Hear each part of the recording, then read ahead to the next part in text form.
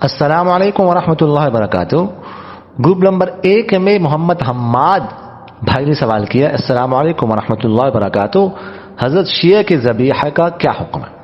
دیکھیے گا،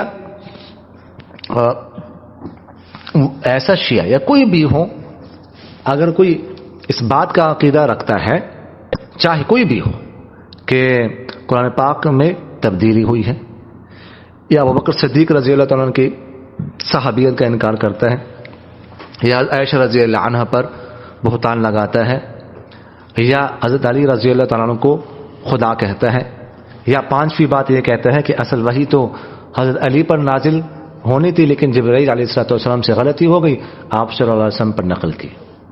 تو یہ اگر کوئی عقیدہ رکھتا ہے تو یہ دائرہ اسلام سے ایسا خارج ہے، اس کا ذبیحہ حلال نہیں. اس کے علاوہ جو ہے نا، باقی شیعہ حضرات کا ذبیحہ حلال ہے، کھا سکتے ہیں. تھانوی رحمہ اللہ نے امداد الفتاوی میں لکھا ہے کہ ان کا ذبیحہ حلال ہے. کسی کا دل نہ مانے وہ الگ بات ہے، لیکن حلال ہے شرعاً. جزاکم اللہ خیر.